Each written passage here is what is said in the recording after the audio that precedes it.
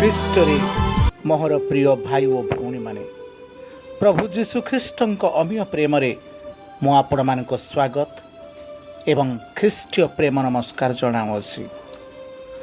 प्रभु जीशु ख्रीष्टଙ୍କର अनुग्रह आपण मानक सहवर्ती हो। अनंतर जाकुब अपना पिता इसाकଙ୍କ ठारू आशीर्वाद नहीं बेर्सेबारु बाहरी हारण आड़ को यात्रा कले। संध्या नई आसबार से राति विश्राम नेबाई स्थिर कले एवं एक स्थान रे खंडिए पत्थर नहीं मुंड तले दे से सोई पड़े। से सौ सौ एक स्वप्न देखिले जे एक सोपान अर्थात एक पहाड़ देखिले से जहाँ सीढ़ी सदृश देखा जाउथिला। से सीढ़ीर उपरी भाग स्वर्ग को छुईला आ से सीढ़ी मध्य दे स्वर्गर दूत माने तल को ओल्हे आसुथिले पुणी तलु ऊपर को जाउथिले। एहीपरि से स्वप्न मध्य जाकुब स्वर्गर दूत मान को स्वर्ग को जीवार एवं तल को ओल्हे आसबार से दृश्य देखिले। एपरि से कौन देखिले जे सदा प्रभु निकटरे से मानत करने को आरंभ कले। से स्थान मोरिया देश एक स्थान थिला मोर प्रिय माने जो पर्वत को अब्राहम बलिदान निमंते इसहाक को नहीं थिले। हाँ जाकुब जो सीढ़ी देखी थिले ताहा एक साधारण सीढ़ी नथिला। से सीढ़ीर आकार गोलाकार थिला। आसंतु स्मरण करिबा राजा सोलोमन को मंदिर निर्माण विषय रे। सोलोमन राजा सदा प्रभु उद्देश्य रे जो गृह निर्माण करथिले तहिर लंबा 60 हाथ थिला, चौड़ा 20 हाथ थिला एवं उच्चता 30 हाथ थिला। एही गृह तैयारी हेबा समय ताहा पत्थर खणी रे प्रस्तुत पत्थर रे गढ़ा जाइथिला। तेणु एही गृह तैयारी हेबा समय सेठारे हातुड़ी किंबा बटाली किंबा कौनसी लुहार अस्त्रर शब्द शुभा जाय नथिला। कारण पत्थर खणी रे ही पूर्व योजना अनुसार पत्थर गुड़िक काटी मंदिर निर्माण करा जायथिला। आत्मिक भाषा रे व्याख्या कले मनुष्यर सृष्टि को बुझाए। एही मंदिर जा सोलोमन से ही दिन निर्माण करते आत्मिक भाषा रे व्याख्या कले ताहा मनुष्यर सृष्टि को बुझाए। मनुष्य जेतेबेले माँ गर्भरे तैयारी हुए सेतेबेले कौनसी शब्द शुभा जाय न थाए। कारण परमेश्वर पूर्व समस्त योजना तैयारी करी मनुष्य को निर्माण करि थांती। तेणु मनुष्य सृष्टि हेबा समय कौनसी शब्द शुभा जाय न थाए। राजा सोलोमन जो गृह निर्माण करथिले से गृहर द्वार डाहाण पाखरे थिला। तेणु लोक माने घूर्णित सोपान दे घूरी घूरी अर्थात चक्र आकार रे सीढ़ी दे ऊपर को जाउथिले एवं तल को आसुथिले। और प्रिय माने आमे जेतेबेले विश्व को देखू आमानकर ही विश्व को आमे जेतेबेले देखू एहा मध्य चक्राकार अटे, एहा मध्य गोलाकार अटे। पृथ्वी मध्य चक्राकार अटे अर्थात गोलाकार अटे। तेणु विश्वर आकार को गैलेक्सी स्पाइराल शेप मध्य कुहासाए। जदि आपण माने मनुष्यर डीएनए को देखिबे प्रत्येक मनुष्यर डीएनए भिन्न भिन्न प्रकार यार आकार चक्राकार सीढ़ी परी होई थाए। ठीक घूर्णायमान सोपान परी, ठीक राजा सोलोमन मंदिरर सीढ़ी परी, ठीक जाकुब देखिथिबा स्वप्नर सीढ़ी परी। मु आउ थरे आपण मानकु कहिबाकु रखे जे जाकुब जो स्वप्न देखिथिले जो सीढ़ी ता मध्य ठीक एक सोलोमन राजांक मंदिरर सीढ़ी परी थिला।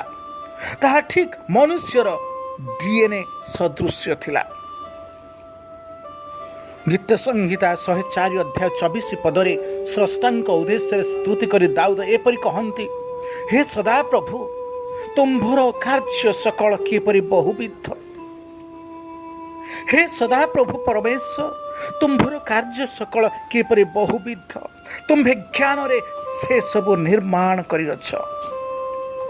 ହଁ ମୋର ପ୍ରିୟମାନେ, ପରମେଶ୍ୱର ଆମ୍ଭମାନଙ୍କୁ ତାହାଙ୍କର ଯୋଜନା ଅନୁସାରେ ନିର୍ମାଣ କରିଅଛନ୍ତି। ତେଣୁ ଆମ୍ଭେମାନେ ତାହାଙ୍କ ଠାରୁ ଅର୍ଥାତ୍ ପରମେଶ୍ୱରଙ୍କର ଠାରୁ ପ୍ରାପ୍ତ ତାହାଙ୍କର ଅନ୍ତର୍ବାସୀ ପବିତ୍ର ଆତ୍ମାଙ୍କ ମନ୍ଦିର ଅଟୁ।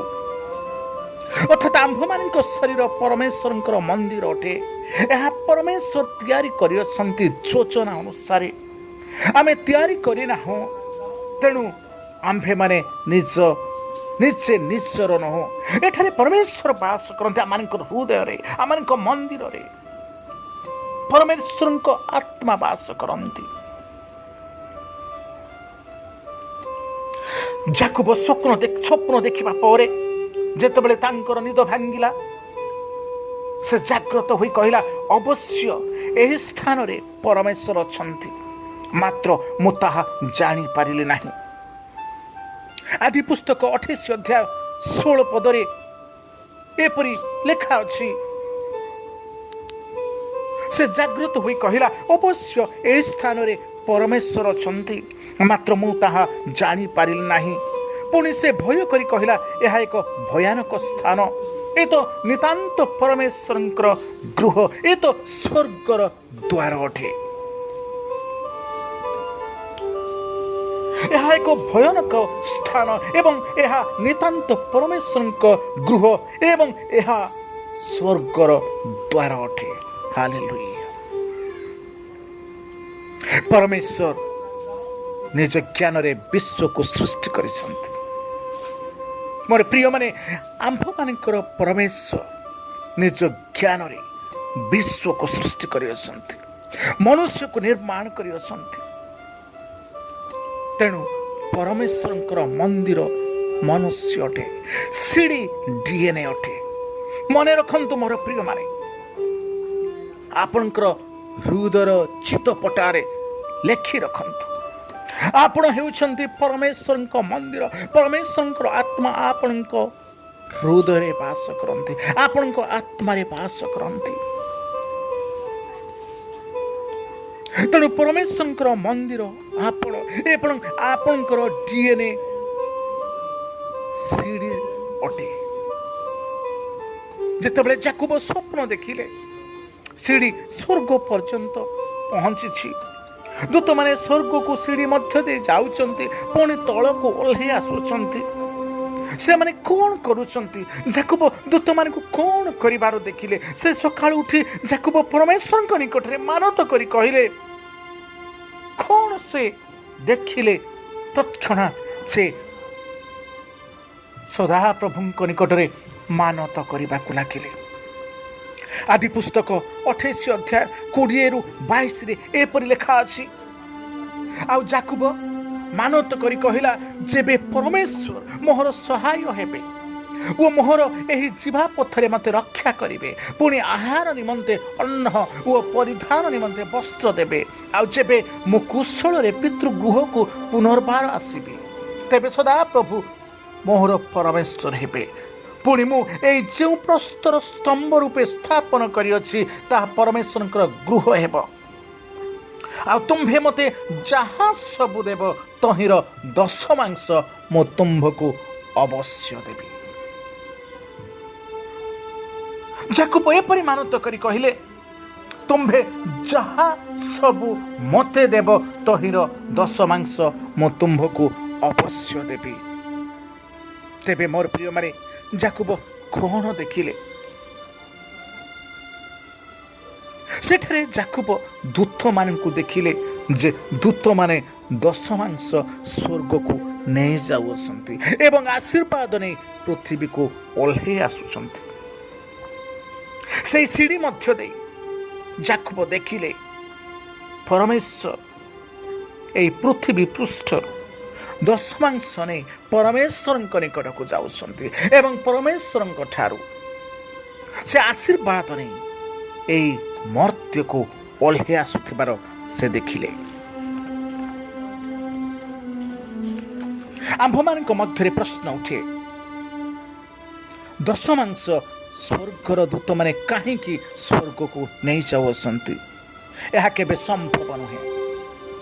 ଏଭ୍ରି 7:8 ବାଇବଲ ଏପରି କୁହେ, ମର୍ତ୍ତ୍ୟ ମନୁଷ୍ୟମାନେ ଦଶମାଂଶ ଗ୍ରହଣ କରିଥାନ୍ତି, କିନ୍ତୁ ସେ ସ୍ଥଳରେ ଗ୍ରହଣ କରିଥିବା ବ୍ୟକ୍ତିଙ୍କ ବିଷୟରେ ସାକ୍ଷ୍ୟ ଦିଆଯାଏ, ସେ ଅମର।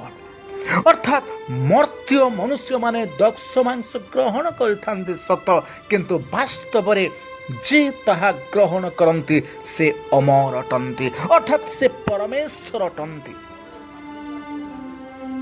ଆମେ ଏହି ମର୍ତ୍ତ୍ୟର ମନୁଷ୍ୟ ପ୍ରଭୁଙ୍କ ସେବକ ସେବିକାମାନଙ୍କୁ ଆମେ ଦଶମାଂଶ ଦେଇଥାଉ।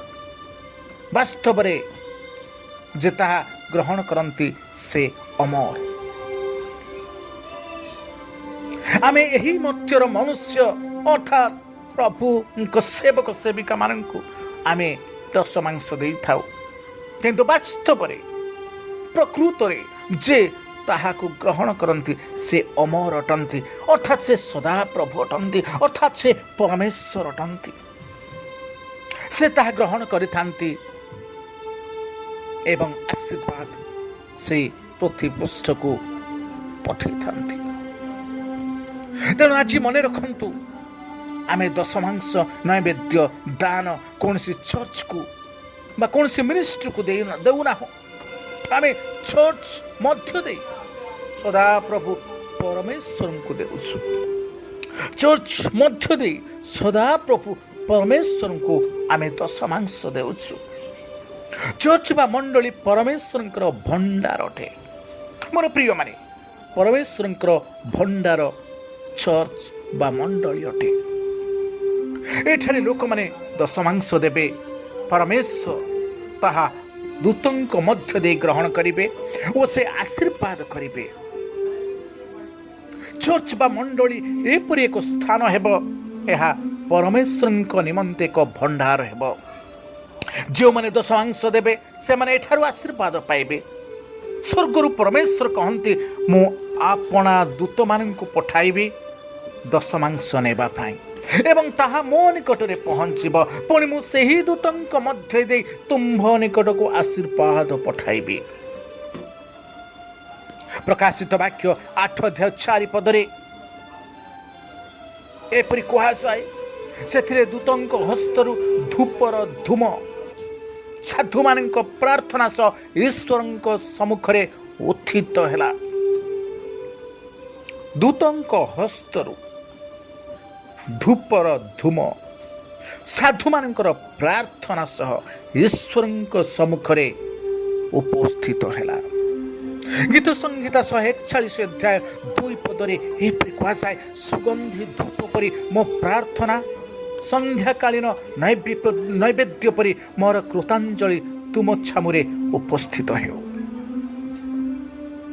ଦାଉଦ ଏପରି କହନ୍ତି, ହେ ପରମେଶ୍ୱର, ସୁଗନ୍ଧି ଧୂପ ପରି ମୋହର ପ୍ରାର୍ଥନା ଏବଂ ସନ୍ଧ୍ୟାକାଳୀନ ନୈବେଦ୍ୟ ପରି ମୋହର କୃତାଞ୍ଜଳି ତୁମ ଛାମୁରେ ଉପସ୍ଥିତ ହେଉ। ପରମେଶ୍ୱର ଦୂତଙ୍କୁ ଆଜ୍ଞା ଦେବେ, ଯେଉଁମାନେ ଦଶମାଂଶ ଦେଉଛନ୍ତି ସେମାନଙ୍କୁ ଆଶୀର୍ବାଦ ଦେବା ପାଇଁ। କେବଳ ସେତିକି ନୁହେଁ ମୋର ପ୍ରିୟମାନେ, ମଲାଖି 3:10 ଏପରି ପରମେଶ୍ୱର କହନ୍ତି, ଆମ୍ଭର ଗୃହରେ ଯେପରି ଖାଦ୍ୟ ରହିବ, ଏଥିପାଇଁ ତୁମ୍ଭେମାନେ ଆମ୍ଭର ଭଣ୍ଡାରକୁ ସମ୍ପୂର୍ଣ୍ଣ ଦଶମାଂଶ ଆଣ। ଆଉ ଆମ୍ଭେ ଆକାଶସ୍ଥ ଦ୍ୱାର ସବୁ ମୁକ୍ତ କରି ରଖିବା ପାଇଁ ସ୍ଥାନ ନିଅଣ୍ଟ ହେବା ପର୍ଯ୍ୟନ୍ତ ତୁମ୍ଭମାନଙ୍କ ଉପରେ ଆଶୀର୍ବାଦ ରୂପ ବୃଷ୍ଟି ବର୍ଷାଇବା କି ନାହିଁ, ଏତତ୍ ବିଷୟରେ ଏବେ ଆମ୍ଭର ପରୀକ୍ଷା ନିଅ। ପରମେଶ୍ୱର କହନ୍ତି, ରଖିବା ପାଇଁ ସ୍ଥାନ ଅଭାବ ହେବା ପର୍ଯ୍ୟନ୍ତ ସେ ଆମ୍ଭମାନଙ୍କୁ ଆଶୀର୍ବାଦ କରିବେ। ଧନରେ ଆଶୀର୍ବାଦ କରିବେ, ଦୀର୍ଘାୟୁରେ ଆଶୀର୍ବାଦ କରିବେ, ଶାନ୍ତିରେ ଆଶୀର୍ବାଦ କରିବେ, ଆନନ୍ଦରେ, ସମ୍ମାନରେ, ସ୍ୱାସ୍ଥ୍ୟରେ ଆମ ସମସ୍ତଙ୍କୁ ଆଶୀର୍ବାଦ କରିବେ। ଅନନ୍ତ ଜୀବନ ଦେଇ ଆମ୍ଭମାନଙ୍କୁ ଆଶୀର୍ବାଦ କରିବେ। ତେଣୁ ସେ କହନ୍ତି, ମୋତେ ପରୀକ୍ଷା କରି ଦେଖ, ଦଶମାଂଶ ଦିଅ ଏବଂ ମୋତେ ପରୀକ୍ଷା କରି ଦେଖ ମୁଁ ଦେଉଛି ନା ନାହିଁ। मोर ख्रीष्टरे प्रिय भाई और भौणी माने आमे केबे परीक्षा करी देखिछु कि ना आमे केबे देखी ना परीक्षा करंतु मोर प्रिय माने अवश्य परीक्षा करंतु आज ठारू निष्पत्ति नियंतु परीक्षा करिबा पाई आजिर लोक माने दशमांश देउनाहांती कौनसी दान कौनसी नैवेद्य कौनसी उपहार मंडली को दियंती नाही मात्र अपेक्षा करती धन मान सम्मान आशीर्वाद सुस्थता ए समस्त पाइबा पाई रोगरु सुस्थ होइबा पाई चाहंती परमेश्वर ठारू आशीर्वाद पाइबा पाई चाहंती अनेक धन सम्मान पाइबा पाई चाहंती ज्ञानी हेबा पाई चाहंती जिते बेले देख प्रार्थना करी करी परमेश्वर को कष्ट दियंती आ कहती परमेश्वर मते धनी कर परमेश्वर मो ठारू गरीबी हटाओ परमेश्वर मो जीवन को सुखर दिन रे परिणत कर हे परमेश्वर मते दया कर हे परमेश्वर मते ए आ दियो हे परमेश्वर मते से आ दियो मोर प्रिय माने परमेश्वर देबे नाही आखि बंद कर देबे मोर प्रिय माने परमेश्वर देबे नाही परमेश्वर आपनार चक्षु बंद करिवे जिसाय 1:15 पदरे एपरी ईश्वरंकर पवित्र वाक्य कहे पुणी तुम्भे माने आपना मानकर हस्त विस्तार कला बेले आम्भे तुम्भ मानक ठारू आपना चक्षु आच्छादन करिबा आहुरी तुम्भे माने अनेक प्रार्थना कला बेले आम्भे सुनिबा नाही तुम्भ मानक हस्त रक्त रे परिपूर्ण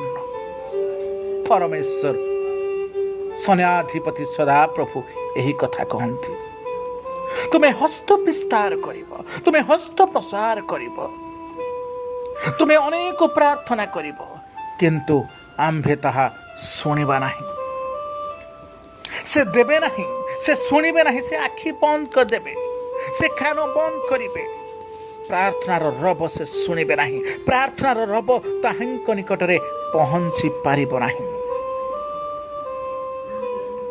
सन्याधिपति सदा प्रभु मलाखी 3:7-8 एवं 9 पदरे परि कहती तुम्भे माने अभिशाप रे अभिशप्त होइछ तुम्भे अभिशाप रे अभिशप्त होइछ कारण तुम्भे माने आंभर द्रव्य चोरी करुछ तुम्हें माने दशमांश व नैवेद्य रे आंभर द्रव्य चोरी करुछ तुम्हें दशमांश देउना हो नैवेद्य देउना हो दान देउना हो हाँ तुम्भ मानकर पितृ पुरुष गणर समय ठारू तुम्भे माने आंभर विधि सब लंघन करुछ से सब पालन करुना हो तेणु तुम्हें अभिशप्त होइछ तेणु से कहती आंभ निकट को फेरी आस तहिरे आंभे तुम्भ मानक निकट को फेरी आसवा सन्याधिपति सदा प्रभु आज आम को कहती तुम्हें आंभ निकट को फेरी आस तहिरे आंभे तुम्भ निकट को फेरी आसवा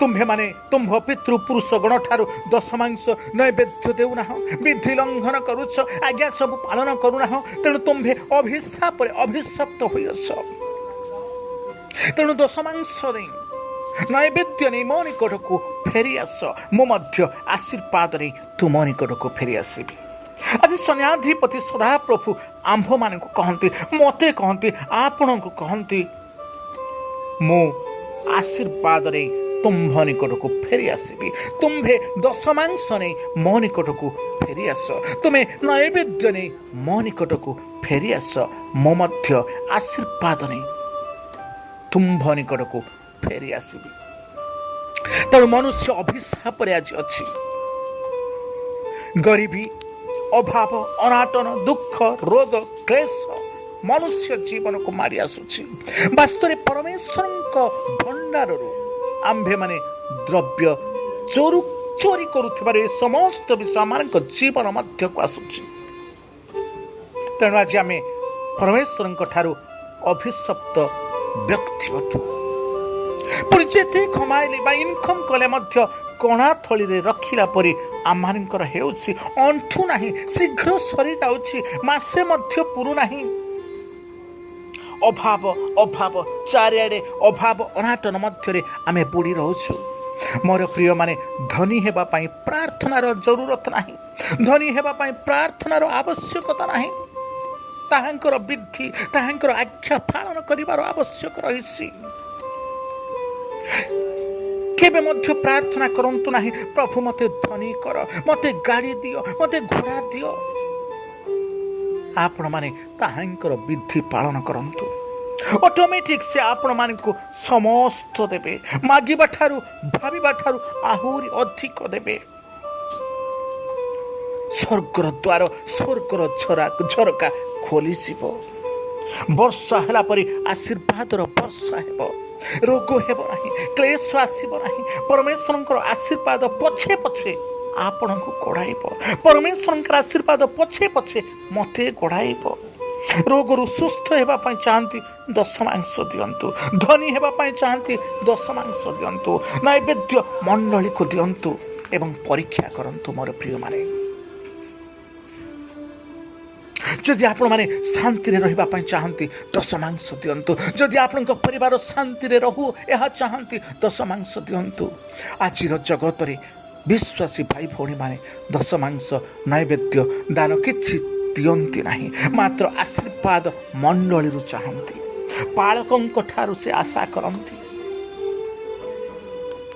एही पालक को सुस्थ हेबा पाई प्रार्थना अनुरोध करंती, सुस्थ न हेले आउ जणे पालकंक निकट को से माने चाहती।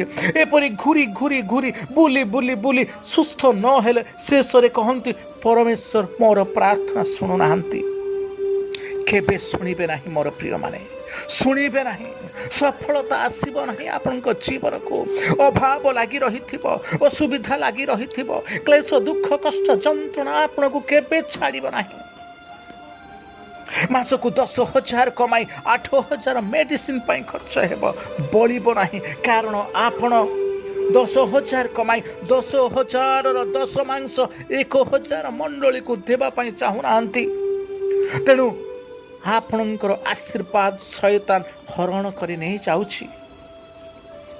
आपणकर आशीर्वाद स्वर्गरु आपणक निकट को पहुंची पारु नाही। शैतान हरण करी आपणकर आशीर्वाद को नहीं जाउछि। मोर प्रिय भाई ओ भौणी माने दशमांश दे देखंतु।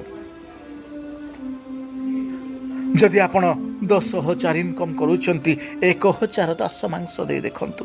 खुशी रे आनंद रे माछ मांस खाई खाई मध्य आहुरी आपण मानकर टंका पड़िबो। मेडिसिन स्टोर को जिबाकू पड़िबो नाही, हॉस्पिटल को जिबाकू पड़िबो नाही। प्रभु समस्त भार आपण मानकर बहन करिवे। परीक्षा करी देखंतु। आज आपण माने जो फास्ट फूड चिकन खाउचंती ताहार प्रथम आरंभ करिथिबा व्यक्तिंकर जीवन विषय आपण तर्जमा करंतु। आपण जो फास्ट फूड आज खाउचंती ताहांकर शुभारंभ करिथिबा व्यक्ति हार्लैंड अमेरिका निवासी हार्लैंड जेतेबेले से प्रथमे फास्ट फूड आरंभ कले से परमेश्वर निकट में आपण जीवन अर्पण कले, ताहांकर व्यवसाय को अर्पण कले। तापरे से फास्ट फूड व्यवसाय आरंभ कले एवं आरंभ हेबा दिन ठारू जहा इनकम हेला ताहार दशमांश से मंडली को देबा को आरंभ कले। फलरे तांकर व्यवसाय अमेरिका रो वृद्धि पाई पाई आज सारा विश्व को आक्रमण करिछि। आज आपण माने जो फास्ट फूड खाउछंती, आपण माने आज फास्ट फूड रे ठिया होई फास्ट चिकन जो खाउछंती से केते आशीर्वाद प्राप्त परीक्षा करंतु, तर्जमा करंतु, ताहांको कथा स्मरण करंतु। से प्रभु को जानती एवं आज मध्य से दशमांश प्रभु मंदिर को से दियंती। आज आपण सकाळ उठिले जो टूथपेस्ट घोषुंती ताहार प्रथम उद्भावक विलियम कोलगेट से अमेरिका रे ताहांको बंधु को पचारिले मु कौन कले व्यवसाय रे सफलता पाइबी। तांकर बंधु संगे संगे उत्तर देले प्रथमे तुम्हें परमेश्वर को दशमांश दियो। ସେହି ଦିନଠାରୁ ୱିଲିୟମ କୋଲଗେଟ୍ ଟୁଥପେଷ୍ଟ ବ୍ୟବସାୟ ଆରମ୍ଭ କଲେ ଏବଂ ଦଶମାଂଶ ଦେବାକୁ ଆରମ୍ଭ କଲେ। ଆଉ ଦେଖନ୍ତୁ ଆଜି ପୃଥିବୀର କୋଣେ କୋଣେ ଆଜି ସେହି କୋଲଗେଟ୍ ପହଞ୍ଚିଛି। ଆମେ ମଧ୍ୟ ତାହାକୁ ବ୍ୟବହାର କରୁଛୁ। ୱିଲିୟମ କୋଲଗେଟ୍ ମାସ ଶେଷରେ ତାହାର ଦଶମାଂଶକୁ ପ୍ରଥମେ ମଣ୍ଡଳୀକୁ ଦିଅନ୍ତି, ତାପରେ ସେ ଆପଣାର ଖର୍ଚ୍ଚ କରନ୍ତି। ତେଣୁ ପ୍ରଥମେ ଦଶମାଂଶ ଦିଅନ୍ତୁ, ତାପରେ ଅନ୍ୟାନ୍ୟ ଖର୍ଚ୍ଚ କରନ୍ତୁ। ଆପଣ କେବେ ଭାବନ୍ତୁ ନାହିଁ ବଳିଲେ ମୁଁ ଦଶମାଂଶ ଦେବି। ମୋର ପ୍ରିୟମାନେ, ପ୍ରଥମେ ଦଶମାଂଶ ଦିଅନ୍ତୁ, ତାପରେ ଆପଣ ନିଜର ଅନ୍ୟାନ୍ୟ ଖର୍ଚ୍ଚ କରନ୍ତୁ। ଦଶମାଂଶ ହେଉଛି ଗଛ ନିମନ୍ତେ ଏକ ଉତ୍କୃଷ୍ଟ ଖତ ସଦୃଶ୍ୟ। ଦଶମାଂଶ ହେଉଛି ଗଛ ନିମନ୍ତେ ଏକ ସାର ସଦୃଶ୍ୟ। ଆପଣ ସାର ଦେଲେ ଯେପରି ଭଲ ଗଛ ବଢ଼ି ଭଲ ଫଳ ଫଳେ, ଠିକ୍ ସେହିପରି ଦଶମାଂଶ ମନୁଷ୍ୟର ଆଶୀର୍ବାଦର ଫଳ ଅଟେ। ସଫଳର ପ୍ରଥମ ପାହାଚ ଅଟେ। ପ୍ରଥମ ପାହାଚ ସଫଳତାର ଦଶମାଂଶ ଅଟେ। ବେଳେବେଳେ ସାର ବିନା ମଧ୍ୟ ଫଳ ଫଳିପାରେ, ମାତ୍ର ଫଳରେ ପୋକ ଧରିବ। ଆପଣ ସେହି ଫଳ ଖାଇଲେ ରୋଗ ହେବ। ଲୋକେ ଚୋରି କରି ଫଳ ନେଇଯିବେ, ପାଚିଲା ପୂର୍ବରୁ ପବନରେ ଝଡ଼ି ପଡ଼ିବ। ପରମେଶ୍ୱରଙ୍କର ମହିମାକୁ ଅପେକ୍ଷା କରନ୍ତୁ ନାହିଁ ମୋର ପ୍ରିୟମାନେ। ଜୀବନର ପରିବର୍ତ୍ତନକୁ ଅପେକ୍ଷା କରନ୍ତୁ ନାହିଁ। କାର୍ଯ୍ୟ ଆରମ୍ଭ କରନ୍ତୁ। ଆସନ୍ତାକାଲି ମହିମା ଦେଖିବେ। ମୋର ପ୍ରିୟମାନେ, ଆଜି ଆରମ୍ଭ କରନ୍ତୁ, ଆସନ୍ତାକାଲି ପ୍ରଭୁଙ୍କର ମହିମା ଦେଖିବେ। ଅପେକ୍ଷା କରନ୍ତୁ ନାହିଁ ମିରାକଲକୁ। ଅପେକ୍ଷା କରନ୍ତୁ ନାହିଁ ସେହି ପରମେଶ୍ୱରଙ୍କର ଆଶ୍ଚର୍ଯ୍ୟ କର୍ମକୁ। ଆପଣ ପାଳନ କରି ଚାଲନ୍ତୁ। ଆପଣ ଆଜ୍ଞା ତାହାଙ୍କର ସକଳ ପାଳନ କରି ଚାଲନ୍ତୁ। ପରମେଶ୍ୱର ସ୍ୱର୍ଗରୁ କିଛି କରିବେ ନାହିଁ। ସବୁ ଆପଣଙ୍କୁ ଏହି ମର୍ତ୍ତ୍ୟରେ ହିଁ କରିବାକୁ ହେବ। ପରମେଶ୍ୱରଙ୍କର ବାକ୍ୟ ଏହି ମର୍ତ୍ତ୍ୟରେ ଆପଣଙ୍କୁ ପାଳନ କରିବାକୁ ହେବ। ସ୍ୱର୍ଗରୁ ତାହା ସଫଳ ହୋଇ ଫେରି ଆସିବ। ଆପଣ ଏହି ମର୍ତ୍ତ୍ୟରେ ଯେତେବେଳେ ତାହାଙ୍କର ବିଧି ସକଳ ପାଳନ କରିବେ, ସେତେବେଳେ ସ୍ୱର୍ଗରୁ ତାହା ଫଳ ଫଳି ଆଶୀର୍ବାଦ ସ୍ୱରୂପ ଏହି ମର୍ତ୍ତ୍ୟକୁ ଆପଣଙ୍କ ଜୀବନ ମଧ୍ୟକୁ ଆସିବ। ମୋର ପ୍ରିୟମାନେ, ଏହି ଜଗତ ସେତେବେଳେ ଧନୀ ହେବ ଯେତେବେଳେ ଆପଣ ଧନୀ ହେବେ। ଏହି ଜଗତ ସେତେବେଳେ ସମୃଦ୍ଧିଶାଳୀ ହେବ ଯେତେବେଳେ ଆପଣ ସମୃଦ୍ଧି ହେବେ। ତେଣୁ ଆପଣମାନଙ୍କୁ ମୋର ଏକ ବିନମ୍ର ଅନୁରୋଧ, ସକାଳୁ ଉଠି ବ୍ରସ୍ କରିବା ପୂର୍ବରୁ ଟୁଥପେଷ୍ଟକୁ ଦେଖି ୱିଲିୟମ କୋଲଗେଟଙ୍କ ଟେଷ୍ଟିମନି ମନେ ପକାନ୍ତୁ। ଈଶ୍ୱରଙ୍କୁ ଧନ୍ୟବାଦ ଦିଅନ୍ତୁ। ତାହାଙ୍କର ବିଧି ସକଳ ପାଳନ କରନ୍ତୁ। ଆଶୀର୍ବାଦ ପ୍ରାପ୍ତ ହୁଅନ୍ତୁ। ଦଶମାଂଶ ଦିଅନ୍ତୁ ଏବଂ ପରମେଶ୍ୱରଙ୍କର ଆଶୀର୍ବାଦ ଲାଭ କରନ୍ତୁ। ପ୍ରଭୁ ଯୀଶୁ ଖ୍ରୀଷ୍ଟଙ୍କ ଅନୁଗ୍ରହ ଆପଣଙ୍କ ସହବର୍ତ୍ତୀ ହେଉ। ଆମେନ୍, ଆମେନ୍, ଆମେନ୍।